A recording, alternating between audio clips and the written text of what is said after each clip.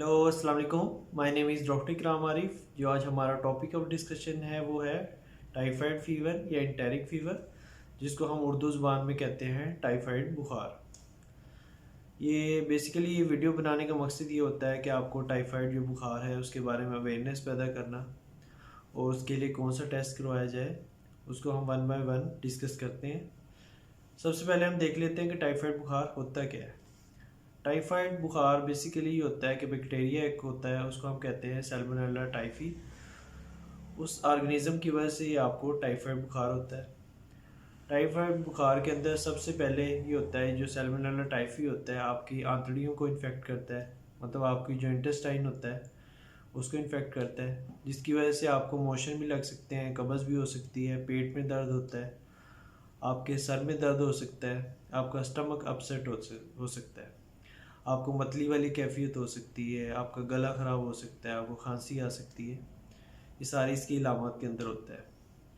और इसमें मेन जो सिम्टम आती है वो होती है स्टेप लैडर पैटर्न। आपको फीवर होता है, आपको बहुत ज़्यादा तेज़ बुखार होता है जो तीन दिन के बाद भी आपको नहीं उतरता।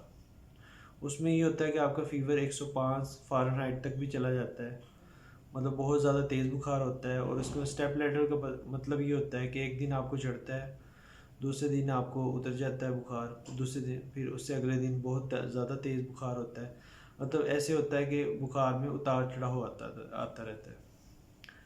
और दूसरा ये होता है कि आपके पेट के ऊपर पिंक कलर के स्पॉट्स आने शुरू हो जाते हैं, जिसको रोज लाइक स्पॉट्स कहते हैं। ये भी टाइफाइड फीवर के अंदर आते हैं। और इसमें ये होता है कि हम देख लेते हैं कि टाइफाइड बुखार होता कैसे है।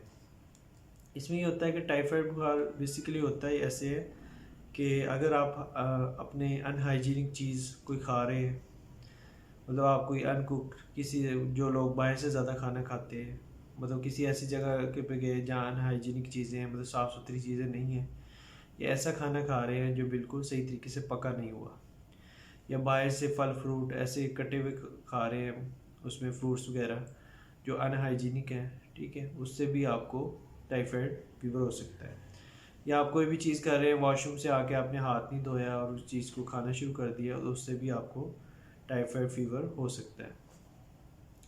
और दूसरा ये होता है कि आप क्रोनिक कैरियर भी होते हैं। जैसे जैसे आप किसी रेस्टोरेंट पे गए हैं, दूसरे बंदे ने आपको हाथ नहीं धोए, वो आपको खाना सर्व कर रहा है, तो उससे भी आपको टाइफाइड हो सकता है। और इसके अंदर अब हमने इलामात डिस्कस किए और टाइफाइड होता कैसे है उसको डिस्कस किया। अब हम देख लेते हैं। सबसे पहले एक ये होता है कि मिथ इंडिया और पाकिस्तान के अंदर जो बहुत ज़्यादा फैल रहा है, और आप जाते हैं कभी कोई भी बुखार होता है, आप जैसे हमारे पास पेशेंट आते हैं, वो कहते हैं हमें बुखार है, कहते हैं हमें टाइफाइड ही बुखार है। पहले से उन्होंने रिपोर्ट्स करवाई होती है। कुछ कहते हैं कि उसमें हमें टाइफाइड 6 महीने से चल रहा है, कुछ कहते हैं 1 साल से चल रहा है, ये बुखार पुराना टाइफाइड हो गया है। ये बेसिकली जो टर्म है, जो पुराना टाइफाइड और इस मतलब टाइफाइड लंबा हो गया है, ये डिस्पेंसर्स ने और उन्होंने एक मिथ बनाया हुआ है कि एक टाइफाइड लंबा हो गया है। हालांकि जो टाइफीडोट और जो विडाल टेस्ट है उसकी कोई इम्पोर्टेंस नहीं रही।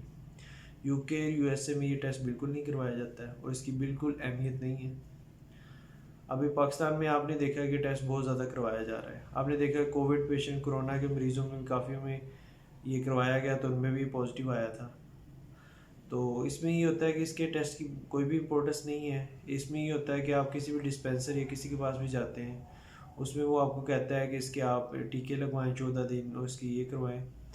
हालांकि उसमें ये होता है खुद ब खुद आप जो मतलब दवाइयाँ लेना शुरू कर देते हैं, आपके डिस्पेंसर ऐसे नोविडेट या कोई भी मेडिसिन शुरू कर देते हैं, उससे आपकी एंटीबायोटिक रेजिस्टेंस डेवलप होती है। और कुछ अरसे में ये देखा गया कि जो टाइफाइड है उसकी एक नई स्ट्रेन देखी गई है जो एंटीबायोटिक रेजिस्टेंस है।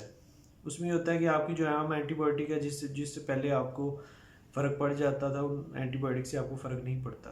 उसकी बेसिकली वजह ये होती है कि आपको एंटीबॉडी रेजिस्टेंस डेवलप हो चुकी होती है। तो इसमें ये होता है कि इसमें आपको विडाल टेस्ट या टाइफाइड टेस्ट की कोई इंपॉर्टेंस नहीं है, आप वो ना करवाएं। उसकी जगह आप ब्लड कल्चर करवा सकते हैं, यूरिन कल्चर करवा सकते हैं, या स्टूल कल्चर करवा सकते हैं। ब्लड कल्चर आप करवाने से ये हो जाता है कि आपका जो ऑर्गेनिज्म है, जैसे सैल्मोनेला टाइफी है, वो आपका डिटेक्ट हो जाता है, वो ग्रो करता है, वो आपको डिटेक्ट हो जाता है, रिपोर्ट्स के अंदर आ जाता है। उसके अगेंस्ट जो एंटीबायोटिक है जो रेजिस्टेंट है और जिससे सेंसिटिविटी है, मतलब जो उसको हम कोई एंटीबायोटिक दे सकते हैं और कोई जो नहीं दे सकते, उसके ऊपर सारी उसके ऊपर आ जाती है आपकी डिटेल। उसमें फिर आप उसके अकॉर्डिंग उसको एंटीबायोटिक आप उसको पेशेंट को दे सकते हैं। और तीसरी होता है कि आप उसको अब उसमें खुराक कौन सी देनी चाहिए, ये भी एक बहुत बड़ा सवाल होता है लोगों का कि हम टाइफाइड में कौन सी ग़िज़ा खा सकते हैं, कौन सी नहीं खा सकते। उसमें सबसे पहले ये है कि आप इसमें देखा गया है कि टाइफाइड फीवर में आपके बहुत ज़्यादा जिस्म में दर्दें होती हैं, आपकी मतली वाली कैफियत होती है और आप जिस्म में बहुत ज़्यादा कमज़ोरी महसूस कर रहे होते हैं। तो इसलिए जो ठोस ग़िज़ा होती है, सख्त ग़िज़ा होती है, वो आपको इतनी जल्दी आप नहीं खा सकते। इसलिए इसमें रिकमेंड किया जाता है कि आप वो चीज़ें खाएं जिसमें आपको चबाना ना पड़े। केला खा सकते हैं, कोई भी ऐसी चीज़ खा सकते हैं जिसमें आपको चबाना ना पड़े। दूसरा भी क्वेश्चन किया जाता है कि दूध पी सकते हैं नहीं पी सकते। कुछ लोगों को लैक्टोज इंटॉलरेंस होती है, मतलब उनको दूध नहीं पी सकते। अगर कुछ लोगों में, जिन लोगों में नहीं है लैक्टोज इंटॉलरेंस, वो दूध ले सकते हैं। और तीसरी होती है कि आप कोई भी मतलब साफ़ पानी यूज़ कर सकते हैं, उबला हुआ पानी यूज़ कर सकते हैं। अपनी हाथ धो के आप खाना खाएं, ठीक है। वॉशरूम से आएँ तो आप खाना मतलब अपने हाथ अच्छे तरीके से धोएं। अगर आप बाहर बहुत ज़्यादा खाना खाते हैं तो आप कोई हाइजीनिक जगह से खाना खाएं या घर के खाने खाएं, ये इसके एहतियात के अंदर आ जाता है। और दूसरा ये होता है कि आपकी जब कल्चर के अंदर रिपोर्ट्स आ जाए तो उसके मुताबिक आप एंटीबायोटिक का कोर्स भी करवा सकते हैं उसके मुताबिक। और इसमें अब तो ये होता है कि टाइफाइड की वैक्सीन भी आ गई है जो 1 डोज़ लगाई जाती है, और टैबलेट फॉर्म में भी आ गई है जो टैबलेट फॉर्म एक दिन छोड़ के एक दिन उसकी टैबलेट ली जाती है टाइफाइड वैक्सीन की। तो इसमें ये कोई भी अगर आपको टाइफाइड फीवर के बारे में कोई भी क्वेश्चन हो तो आप मेरे कमेंट सेक्शन में पूछ सकते हैं। मेरी वीडियो को ज़रूर लाइक कीजिएगा और शेयर करें और मेरे चैनल को ज़रूर सब्सक्राइब कीजिएगा। Thank you. अल्लाह हाफिज़।